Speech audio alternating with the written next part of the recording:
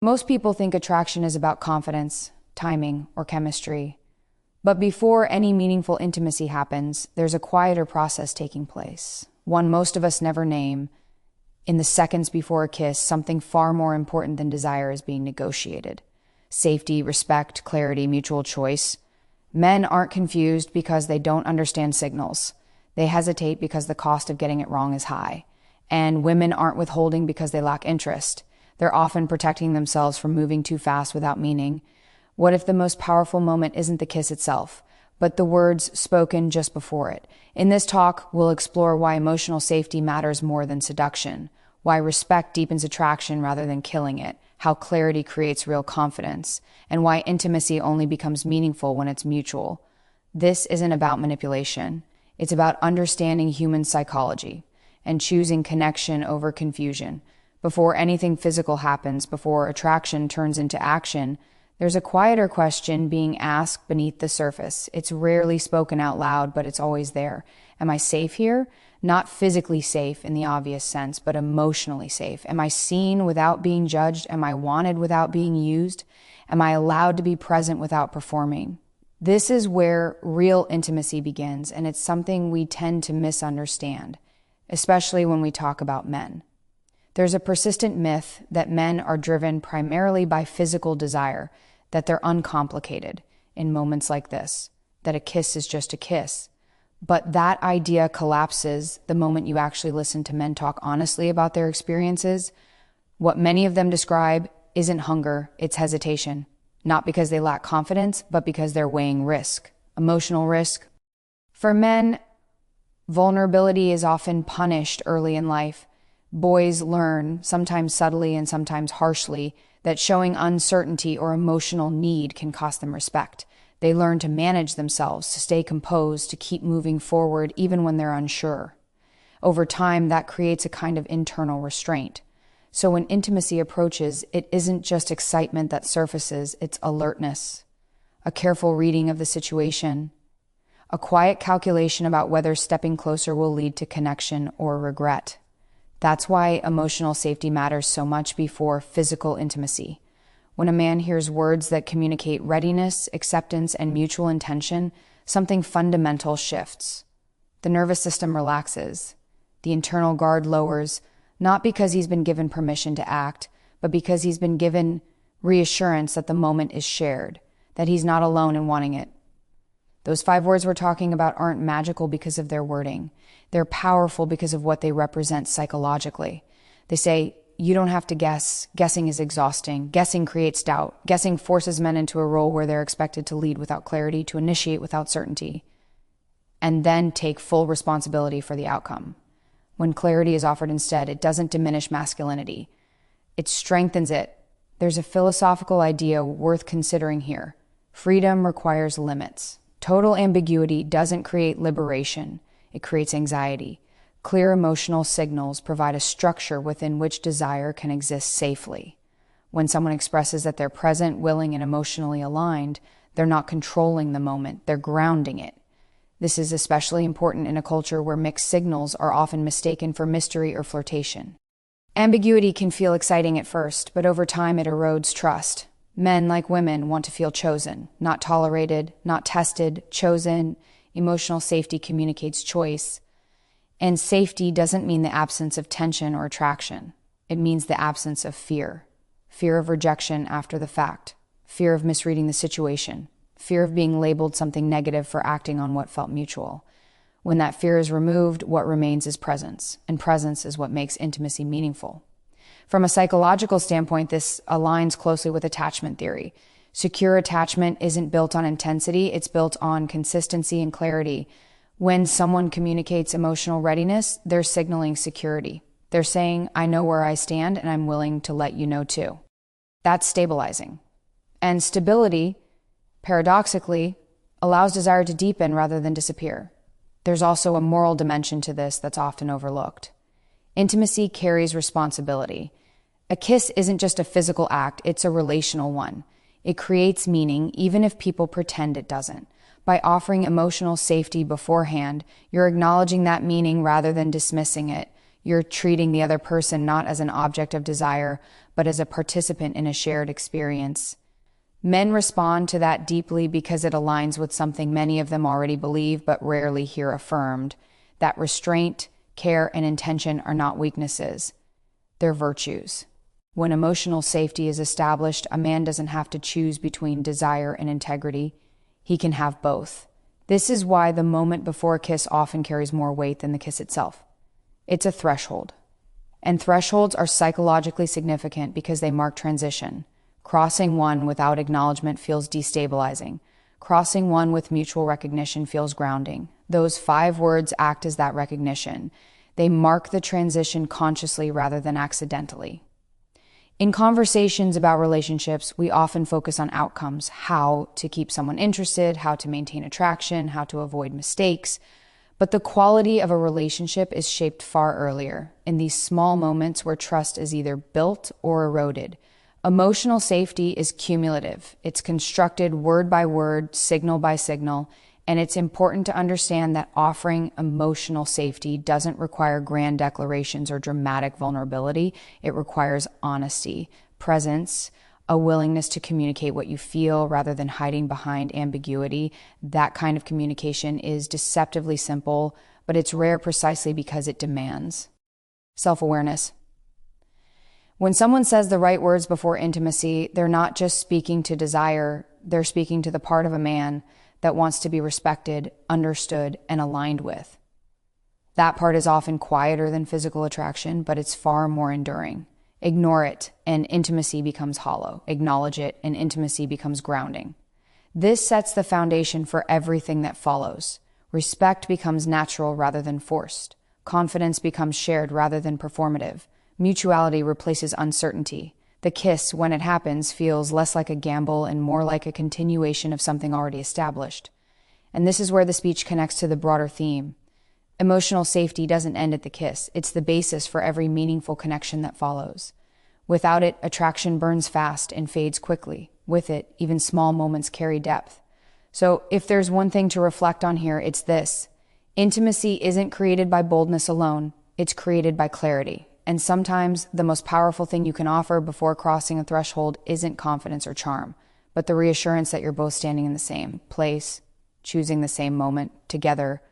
Once emotional safety is established, something interesting happens. The energy in the interaction changes. It slows down, not in a way that kills attraction, but in a way that deepens it. This is where respect comes in, and it's often misunderstood. Respect is frequently framed as restraint, as something that dampens desire, but psychologically the opposite is true. Respect is what gives desire weight. Seduction without respect is loud. It relies on urgency, pressure, performance. It pushes forward without listening. Respect, on the other hand, is quiet. It pays attention. It allows space. And because it allows space, it creates joy.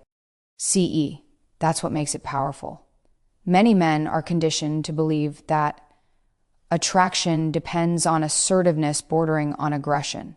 They're taught, implicitly or explicitly, that hesitation is unattractive, that slowing down risks losing the moment. But what this ignores is that most men don't want to win a moment at the cost of their character. They want to be desired, not merely tolerated. They want enthusiasm, not compliance. Respect is how you signal that difference. When a woman communicates respect before intimacy, she's saying something very specific. I'm not rushing you, and I'm not rushing myself. That statement carries enormous psychological weight. It tells a man that the connection isn't fragile, that it doesn't require force to sustain it, and that immediately reduces anxiety. Anxiety is the enemy of genuine confidence. From a philosophical standpoint, respect acknowledges autonomy. It recognizes the other person as a moral agent, not a means to an end. In relationships, this matters more than we like to admit. When someone feels respected, they feel free. And when they feel free, their desire becomes authentic rather than reactive. There's also an important distinction to make between confidence and coercion. Confidence doesn't need to override boundaries. It doesn't need to push. It doesn't need to prove itself. In fact, true confidence is often revealed through patience. When respect is present, patience doesn't feel like hesitation. It feels like strength under control. Men are particularly sensitive to this because they're often aware of the power dynamics involved in initiating physical intimacy. They know that misreading a situation can carry serious social and emotional consequences. Respectful signals, clear, calm, intentional, reduce that burden. They create a shared responsibility for the moment rather than placing it entirely on one per. Son, this is why respect can be more seductive than overt desire. Desire without respect feels unstable. It can turn on quickly, but it can also turn off just as fast. Respect creates continuity. It tells a man that the attraction isn't situational or impulsive, but considered. That kind of attraction lasts longer because it's rooted in values, not just emotion. Psychologically, respect engages a different part of the brain than raw attraction. It activates self-worth rather than ego. Ego wants validation, self-worth wants alignment. When a man feels respected, he's not just thinking, she wants me. He's thinking, she sees me. That's a much deeper experience. There's also something deeply regulating about respect. In moments of potential intimacy, the nervous system is heightened. Heart rate increases, thoughts accelerate, expectations rise. Respect acts as a stabilizer. It slows the interaction just enough for both people to remain present. Presence is what prevents regret. Presence is what allows people to remember the moment clearly rather than defensively rewriting it later. In modern dating culture, there's often an emphasis on spontaneity, on letting things just happen. But what's rarely acknowledged is that many negative experiences happen precisely because things were left unspoken. Respect doesn't remove spontaneity, it frames it. It ensures that spontaneity occurs within mutual understanding rather than confusion. This is especially relevant for men who value integrity. For them, attraction isn't just about chemistry, it's about coherence between desire and principles. When respect is present, there's no internal conflict. They don't have to choose between being drawn to someone and staying true to themselves. The two align. Respect also communicates long-term thinking, even in a short moment. It says, I care about how this feels afterward, not how it feels right now. That future orientation is rare, and rarity increases value. When someone demonstrates that level of consideration, it elevates the interaction immediately. It's worth noting that respect doesn't mean withholding affection or emotion. It means expressing them with intention. A respectful signal can be warm, inviting, even playful, but it's grounded. It doesn't manipulate uncertainty to gain control. It doesn't rely on mixed messages to maintain interest. It trusts that mutual clarity is enough. Men respond to this because it removes the need for performance. They don't have to impress, persuade, or escalate artificially. They can simply show up as they are. That authenticity is not only relieving, it's attractive. Authenticity allows connection to replace strategy. From a broader perspective, respect is what transforms attraction into partnership. Even at the earliest stages, it sets a tone. It establishes that the relationship, whatever form it takes, will be built on mutual consideration rather than power plays. That tone matters because early patterns tend to repeat. This connects directly to the earlier idea of emotional safety. Respect reinforces safety by demonstrating that boundaries will be honored, not exploited, and it prepares the ground for clarity, which we'll talk about later. Without respect, clarity feels risky. With respect, clarity feels natural. So when we say that respect is more powerful than seduction, we're not rejecting desire, we're refining it. We're acknowledging that desire reaches its highest expression when it's guided by awareness rather than urgency. If there's a single takeaway here, it's this. Attraction doesn't deepen when you push harder. It deepens when you listen better. Respect isn't the absence of passion, it's what gives passion direction. And when you choose respect in moments that matter, you don't just create attraction, you create trust, which is the only thing that makes intimacy worth returning to. Once respect is established, something even more subtle begins to matter: clarity. This is where masculine confidence either stabilizes or collapses. And despite how often men are criticized for missing signals, the deeper issue is rarely ignorance, it's ambiguity.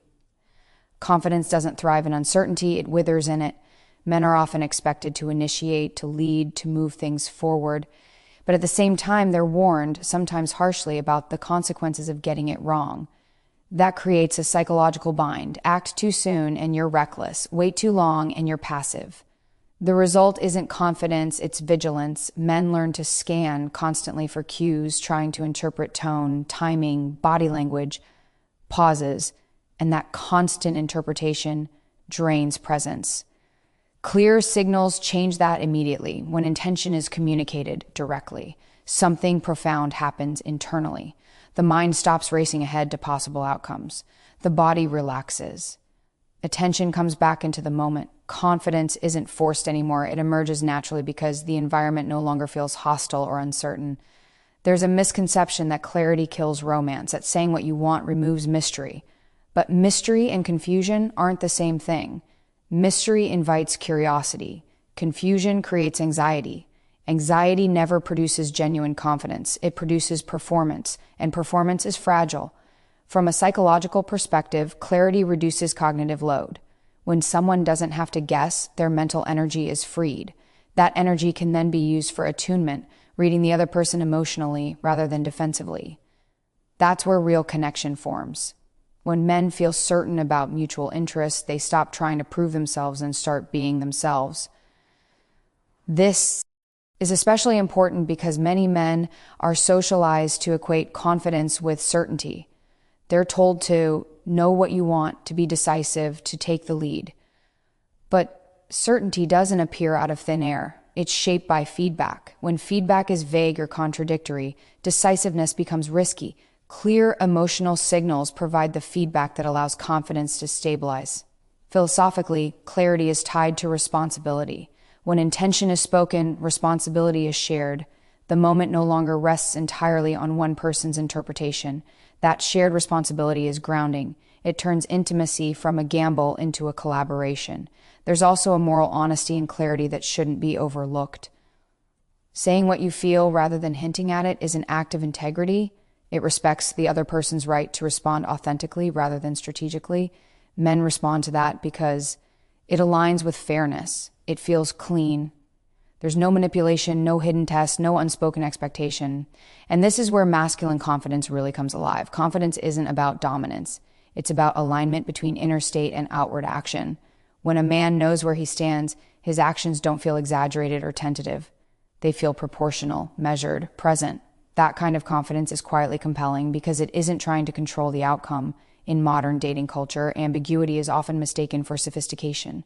People hold back, hedge their language, avoid saying too much too soon. But over time, this creates emotional static. Men, in particular, are left navigating an environment where signals are deliberately blurred. The result isn't heightened attraction, it's emotional fatigue. Clear signals cut through that fatigue. They say, you don't have to perform for me, you don't have to decode me, you can respond honestly. That invitation is disarming in the best way. It allows men to step forward without fear of misinterpretation. There's also an important distinction between clarity and pressure. Clarity doesn't demand a response, it offers information. It says, this is where I am. What the other person does with that information is up to them. That's why clarity feels respectful rather than coercive. It creates openness, not obligation. Psychologically, this reduces defensive behavior. When people feel pressured, they protect themselves. When they feel informed, they engage. Men who receive clear signals are far more likely to respond with sincerity rather than bravado. They don't need to inflate themselves to feel secure. This connects directly to the earlier points about emotional safety and respect. Safety creates the foundation. Respect establishes mutual regard. Clarity then activates confidence. Without clarity, safety and respect remain passive. With clarity, they become actionable. It's also worth noting that confidence built on clarity tends to endure. Confidence built on guesswork is unstable. It collapses the moment something goes wrong. But confidence grounded in mutual understanding can adapt. It doesn't shatter at the first sign of uncertainty because it isn't pretending certainty exists where it doesn't. From a relational standpoint, clarity early on sets a precedent. It normalizes honest communication. It signals that this connection, however brief or long, won't rely on mind games. That precedent matters because people often default to the patterns established at the beginning. Men often describe moments of clarity as moments of relief. Relief isn't boring, it's grounding. And grounding allows desire to deepen rather than spike and disappear. When a man feels grounded, he can be attentive, affectionate, and intentional without overthinking every move. This also challenges a cultural narrative that men want ambiguity so they can avoid commitment. In reality, many men want clarity precisely because it allows them to engage responsibly. Uncertainty doesn't create freedom, it creates detachment. Clarity invites presence, and sense is what transforms attraction into something meaningful. When someone is fully present, they're not rushing ahead or holding back. They're responding in real time. That responsiveness is often mistaken for chemistry, but it's actually psychological safety paired with clarity. So when we say masculine confidence thrives on clear signals, we're not talking about dominance or control. We're talking about coherence, about aligning intention, emotion, and action. Clear words do that. They remove friction from the interaction and allow the moment to unfold naturally. This prepares the ground for the final idea we'll explore. The idea that intimacy becomes meaningful only when it's mutual and conscious. Clarity is what makes that consciousness possible. If there's one thing to carry forward from this, it's this. Confidence isn't something you demand from another person. It's something you enable through honesty. And when you choose clarity over ambiguity, you don't just make connection easier, you make it real. When emotional safety is established, when respect has replaced pressure, and when clarity has removed doubt, something rare becomes possible. Intimacy stops being accidental. It becomes conscious. And that distinction matters far more than we tend to admit. A kiss on the surface seems simple. It's often treated as a small, almost casual act. But psychologically and philosophically, it's a threshold. It marks a shift in how two people relate to each other. After that moment, something has changed, even if no one names it. That's why mutuality matters so deeply here. When intimacy is mutual, the change feels grounding. When it isn't, the change feels destabilizing. Most people don't regret intimacy because it happened. They regret it because it happened without alignment. One person arrived emotionally, the other didn't. One understood the meaning of the mom, and the other treated it as disposable. That mismatch is what creates confusion, disappointment, or self-doubt afterward. Mutual intimacy means both people know what they're stepping into, not with perfect certainty about the future, but with shared awareness of the present. It's not about guarantees, it's about honesty. When two people arrive at a moment together consciously, the experience integrates rather than fragments. From a psychological perspective, this has everything to do with agency. When people feel they chose something fully, they're far less likely to experience regret or resentment. Even if things don't continue, the moment still feels intact, meaningful, integrated into their sense of self rather than sitting uncomfortably outside it. For men in particular, mutuality removes a quiet burden. When intimacy is clearly mutual, a man doesn't have to wonder afterward whether he misread the situation, crossed an unspoken line, or took something that wasn't freely offered. That certainty protects his sense of integrity. And integrity is central to how many men evaluate their own actions, even if they don't talk about it openly. Philosophically, mutuality is what separates use from connection. Use is one-sided. Connection is reciprocal. Even when desire exists on both sides, without conscious acknowledgement, it can slide into something transactional without anyone intending it to. Mutual awareness stops that slide. It turns an act into a shared experience rather than a coincidental overlap of impulses. This is why the moments leading up to intimacy are often more important than the intimacy itself. They determine whether the experience will be remembered as grounding or disorienting. When people slow down just enough to check in, not anxiously but attentively, they create coherence, and coherence is what allows meaning to form.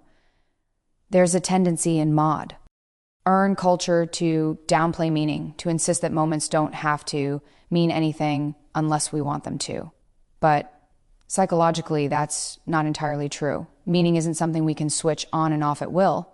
Our nervous systems assign meaning automatically based on context, intention, and emotional engagement. Mutuality helps ensure that the meaning assigned is accurate rather than distorted. When intimacy is mutual, it doesn't inflate expectations unrealistically, but it also doesn't deny significance. It occupies a middle ground that's surprisingly stable. Both people understand that something real happened even if they don't yet know where it leads. That shared understanding prevents the kind of internal rewriting that happens when one person minimizes the moment to protect themselves. This also connects back to trust. Trust isn't built through intensity alone. It's built through reliability. When someone demonstrates that they're willing to arrive consciously at intimate moments, they show that they can be trusted with emotional weight. That trust may not immediately turn into commitment, but it creates respect, and respect tends to linger. For men, mutual intimacy often feels like relief paired with depth. Relief because the guesswork is gone. Depth because the moment isn't empty, it's anchored. That anchoring allows them to be present rather than guarded, expressive rather than restrained. Presence is what turns physical closeness into emotional resonance. There's also an ethical dimension here that's easy to overlook. Mutuality honors the reality that intimacy affects people even when they pretend it doesn't. Choosing to acknowledge that effect, to slow down, to check alignment, is an act of care. Care doesn't make intimacy heavier, it makes it cleaner. When intimacy is mutual, people don't need to rationalize it afterward. They don't need to minimize or exaggerate. They can simply accept it as something that happened because both people chose it. That acceptance preserves self-respect, which is crucial for future connections. This is where everything we've talked about converges. Emotional safety allows people to be honest. Respect ensures that honesty isn't exploited. Clarity removes confusion. Mutuality then transforms the moment into something integrated rather than fragmented. Each step builds on the previous one. Remove any piece and intimacy becomes unstable. A meaningful kiss isn't meaningful because it promises something. It's meaningful because it reflects something that already exists in that moment, alignment. Two people recognizing the same reality at the same time. That recognition is rare, and when it happens, it deserves to be treated with care.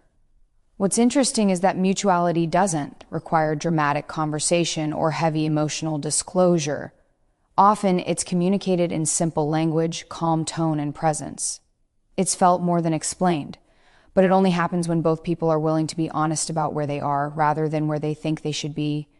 When intimacy is mutual, it doesn't create pressure for what comes next. In fact, it reduces it because both people know the moment was shared. Neither feels the need to extract something from it. There's no urgency to define, chase, or escape. The moment stands on its own. This is why mutual intimacy tends to create better endings even when relationships don't continue. People part with clarity rather than confusion, respect rather than resentment. That alone is worth striving for. So as this idea settles, it's worth reflecting on how often intimacy is rushed, blurred, or left unspoken. Not because people are careless, but you. Because they're afraid to slow down, afraid that acknowledging the moment will make it awkward or heavy. In reality, the opposite is true. Awareness lightens the experience by removing uncertainty. If there's one final thought to leave with you, it's this: intimacy becomes meaningful not when it's intense, but when it's chosen, clearly, calmly, and together. When you choose to arrive consciously at moments that matter, you don't just protect connection, you elevate it.